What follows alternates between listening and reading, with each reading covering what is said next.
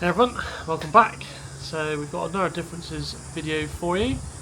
This one's a bit more closer to everyone's wallets maybe, and it's kind of the live-in differences, the costs and how much house rent, bills, petrol, so we're going to kind of compare the two. I thought it would be interesting for our Australian subscribers to see the differences, but also for anybody from the UK looking to come out here and emigrate to understand what that looks like. Obviously, cost of living everywhere at the moment is ridiculous, so yeah, I thought this might be helpful. So first up is housing. So we'll start with the UK one first, obviously the Australian second. So back in the UK, mortgage rents were probably varying between £1,500 to £2,000 a month.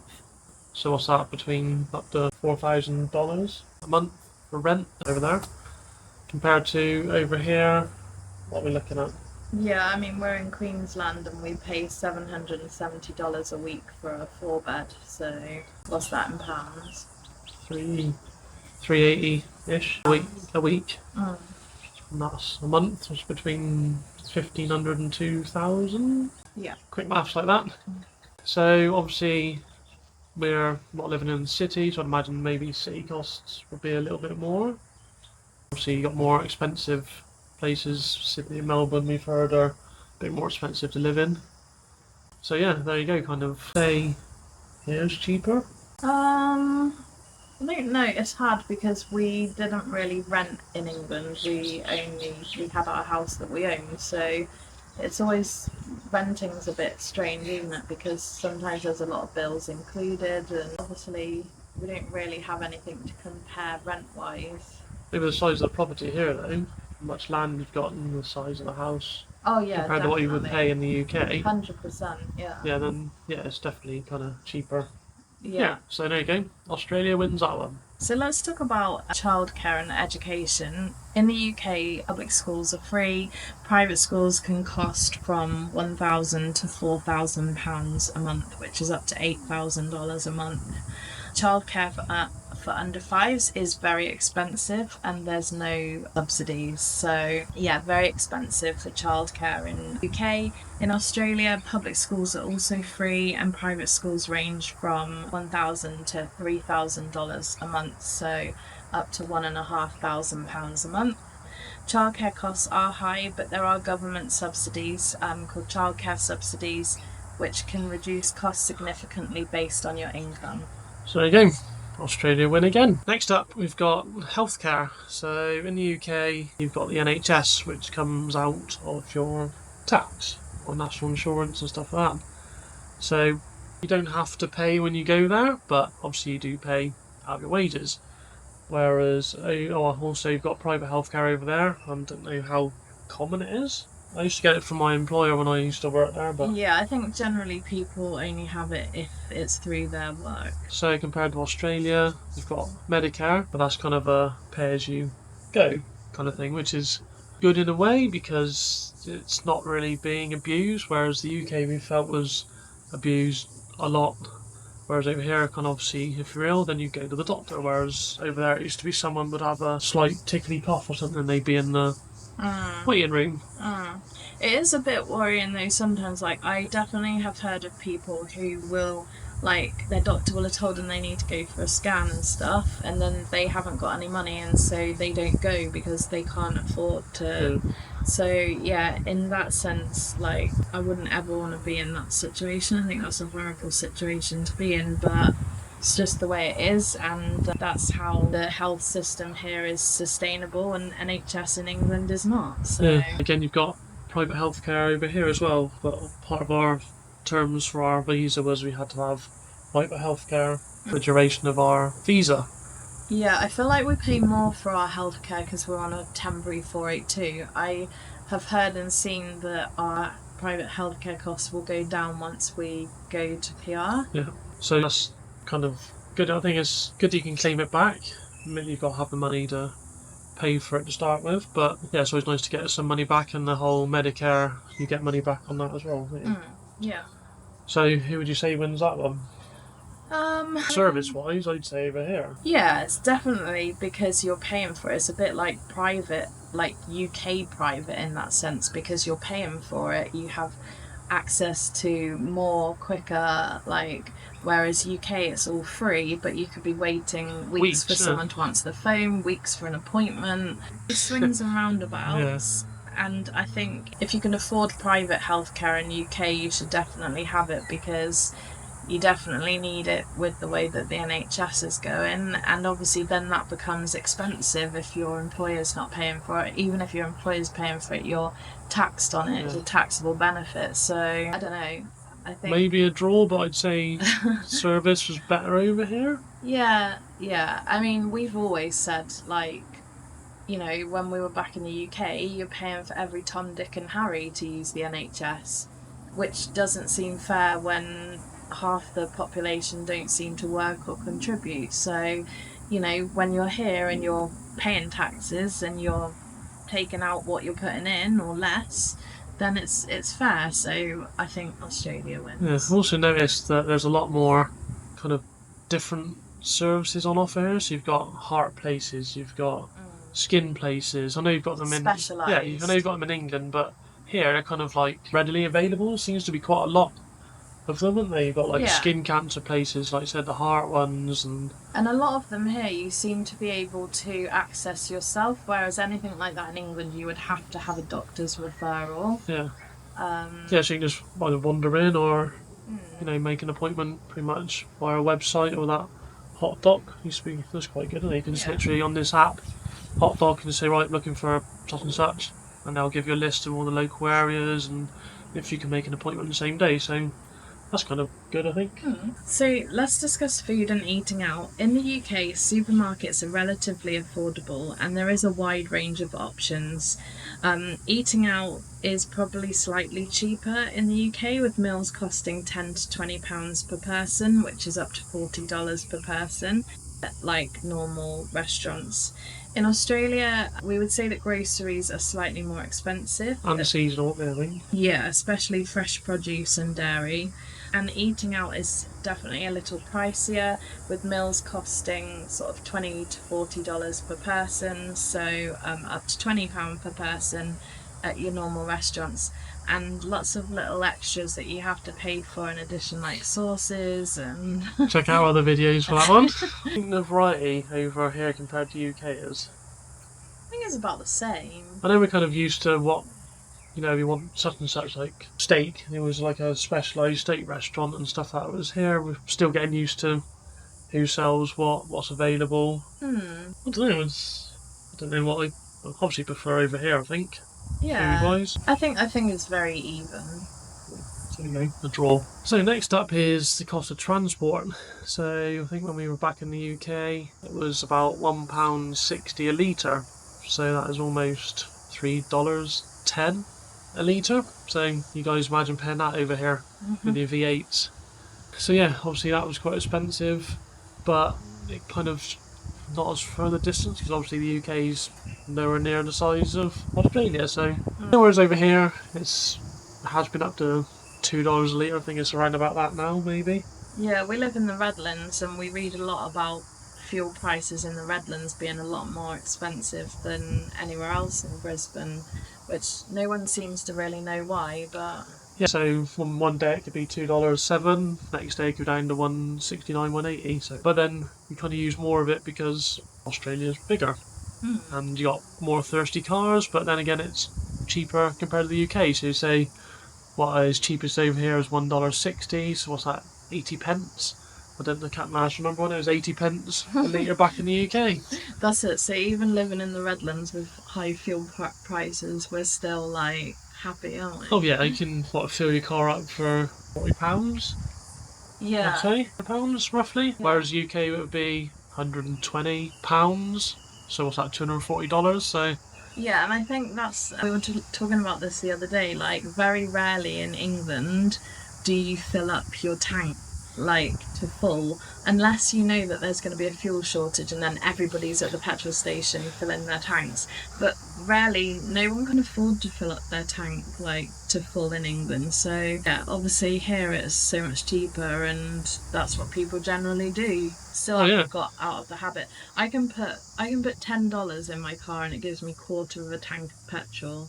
That's yeah. £5 for quarter of a tank of petrol. That's So we're putting ridiculous. £5 in a car in England. Bit of a night. I think we need to move When a bit. it's insane. And yeah, public transport. I'd say there's a lot more of it in London. Obviously, you've got the tubes and the buses and stuff like that. Whereas sometimes here don't have trains and stuff. Some yeah, I think I'd say the public transport here is better, Yeah, for sure. cleaner, definitely cleaner.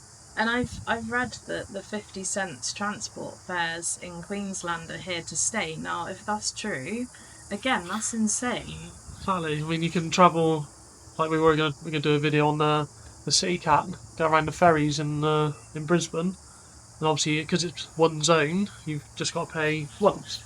So that's 50 cents. That can take you from North Shore all the way down to St Lucia, I think it's called, right down the bottom. 50 cents. That's what 25 pence. Yeah, on and off a nice ferry. Like, I know for anybody living here, that's probably just Just the the norm, norm. isn't it? But honestly, for us, we're amazed. Yeah, I mean, and 50 cents at the moment is just crazy. I mean, when you go to the UK, do you want a train ride to London, for example, that's what, an hour and a half maybe? Yeah. And how much was that cost you to get into London? Yeah, like easily $200 one way. Yeah, one way into London. Yeah. And it was horrendous, wasn't it? It was, the Couldn't trains were sit horrible. down, trains are dirty, never running on time or cancelled. And I think since we moved here, I've never seen an electric bus before. Over here was the first time seeing an electric bus. So I think Aussies are kind of winning that one, especially with their helpful 50 cents at the moment. It's crazy. 100%. So far, there doesn't seem to be any reasons to stay in UK. Yeah, So, what's going on? what else have we got? So, talking leisure and lifestyle, there are a few free and affordable attractions in UK. I mean, if you go to London, there's like loads of attractions. Not that they're really free, they'll be quite expensive. But yeah, I guess there's the odd like local museum or park, like in towns and stuff. If they're not been vandalised. Yeah. And obviously, with the weather in UK, that can limit the outdoor activities. Whereas here in Australia, outdoor lifestyle is emphasised with many free beaches, parks, and hiking areas. And the costs for sports, swimming pools, and outdoor activities are often reasonable. We went for a swim for a family of four in the public swimming yesterday. It was $25, so that's £12.50. I mean, you're talking £3 or £4 per person, and back in England, that would have easily cost probably what £6, £7 per Yeah, I think so, person. easily. Probably indoors as well. Definitely indoors. I don't think there's any outdoor We had swimming ducks swimming pools. with us yesterday, didn't we? So when you're talking like $64 for a public swim versus 25, I mean, yeah, Australia again wins. You've got obviously so many beaches here that you can just use for free. And yeah, I think obviously there's different wherever you go, there's different sort of also different water things like a wading pool or yeah, just There's like splash parks and stuff like that for the yeah, kids that are that are free free. and are decent and not just like a stupid little fountain or just like a burst pipe with some water spraying out.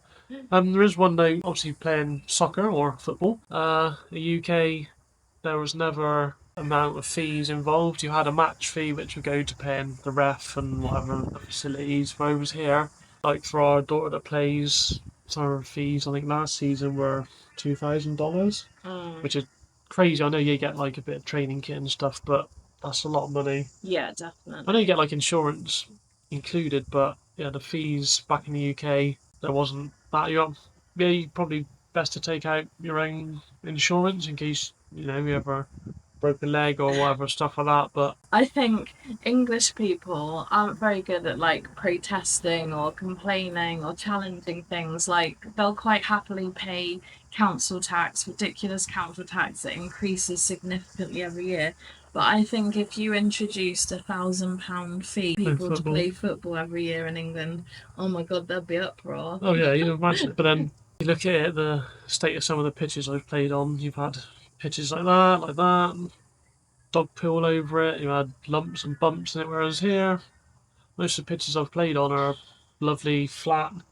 Yet it's boiling hot, and most games are evening games now, which is getting used to.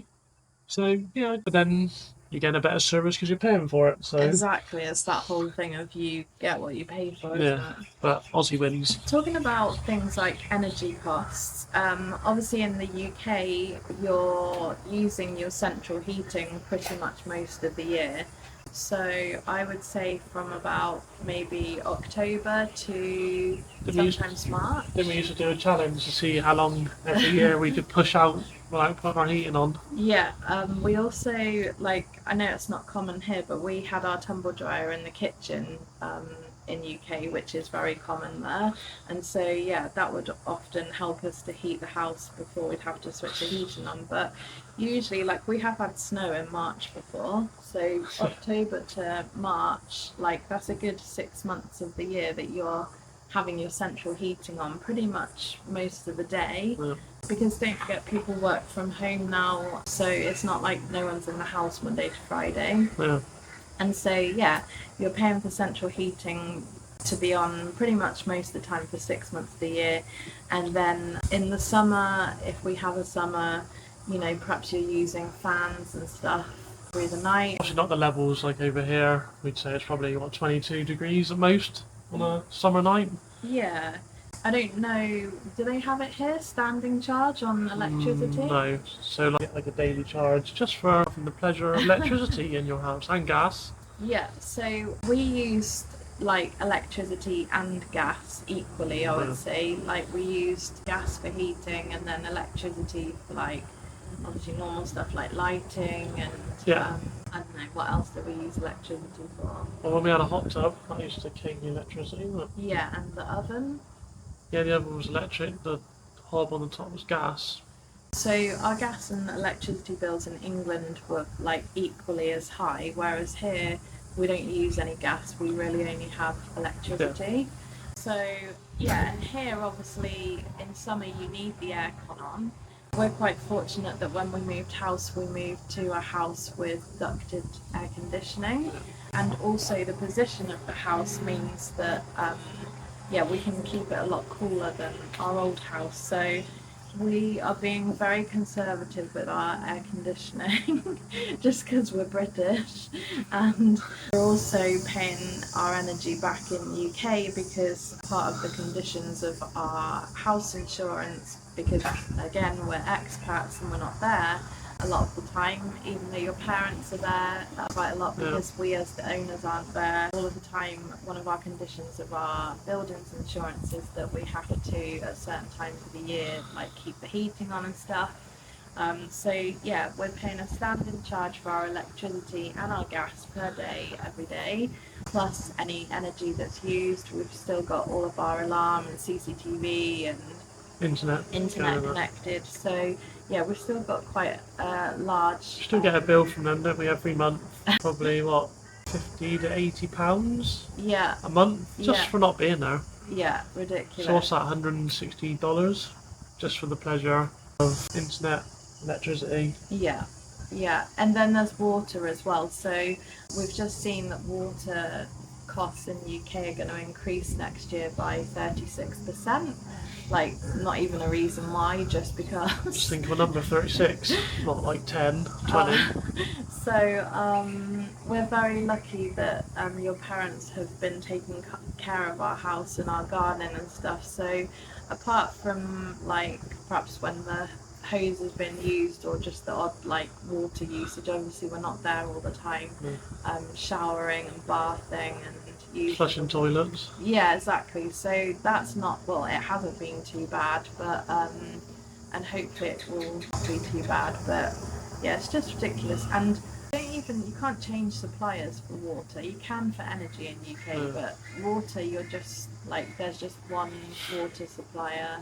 It's probably the same here. I'm not too sure, but yeah, I don't think you get a choice. But obviously, as well here, you've got the option of solar panels, Yeah. and they're a hell of a lot cheaper over here than UK. Obviously, UK is quite a luxury if you've got solar panels on your house because those 3 days a year of summer, you get to charge your house up on the back. Oh, I think they've got they don't have batteries. Right. I don't know much about that. Obviously, it's not a big thing back in the UK, or wasn't when we left.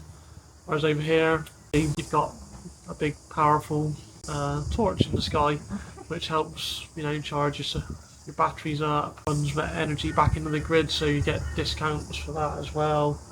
So yeah, it's kind of a win-win to have solar panels here, really, and solar water heaters.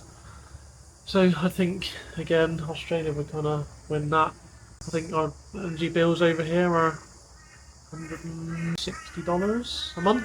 Yeah, I mean, we've just had that really nice energy grant for what seems like months from the government, which is something you'd never get in UK. So, unless you're not working, like only the people that don't work, or if you have a disability or something, like if you're not earning, you get help from the government. In the Anybody UK. anybody that's earning doesn't really get any help from the government. So it's been so refreshing to have that because Well, it's it's not nice to have help, isn't it? yeah, like people that still struggle to pay bills and stuff. So yeah, that's been amazing. Well, yeah, you think the bills we get over here is the same for being in the UK and not even being in the UK. Yeah.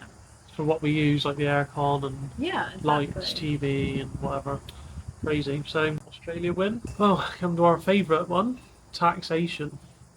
So, in the UK, we've got a £12,570 taxation limit. So, what's that? Almost $25,000, I think works out at. Obviously, you got a council tax as well on top, just for having someone empty your bin Once a fortnight. once a fortnight in the Potentially UK. moving to once a month. Yeah, I suppose they can't afford to do it once every 2 weeks. It's now going to be once a month. Yeah, so we pay, I think we've covered this off in another video, but we pay $500 a month for our council tax, and that doesn't include our garden waste. Our garden waste, if you want that emptied every year, that's going to cost you an extra, I think it's like $200 a year. And then on top of that, because we live on a new build estate, or it's not really new build, Oh, no. it was at the time, we get hammered with like an estate management fee. So that would probably be similar to anybody living in like an apartment and paying like a Maintenance, kind of. I think it's called body corp or something. So yeah, the council no longer come and cut the grass on the public open space. The council don't pay to maintain the play area on the housing estate. The homeowners pay towards that. So currently that's about $500 extra per household per year on top of your council tax, on top of your garden waste. Like it's insane, and it's just something that the government introduced to get out of them benefiting from all the extra council tax that all them new houses are paying, but they're not actually Doing anything for doing it. anything for it. Money Like, for nothing. crazy. So, compared to Australia, so they've got a progressive income tax with a tax-free threshold of 18,200. So, the tax threshold is lower here, but it's good as well because you then get a tax rebate pretty much at the end of the year. So I'd say obviously there's no council tax here, as obviously you've got local council rates, stuff that would apply to property owners, depending, like you said, the whole management fees and stuff like that. But yeah, taxation, I think Australia would win this one again. Yeah, I feel like we pay less tax here. Definitely. Well, there you have it. There has been UK versus Australia again in the whole budgets and bills and stuff. So, if you are a fan of our videos, why don't you check out some more? We'll stick the links up on the page. Yeah, and if you were shocked by any of them differences or costs, please let us know in the comments. Or if Yeah, there's anything you know of that we missed, maybe again, stick in the comments below. yeah. And if you're not subscribed already, please think about subscribing. 70% of the people that are watching our videos aren't subscribed, and it's completely free. So yeah, please think about subscribing and or hitting the thumbs up if you've enjoyed the video. See you in the next one.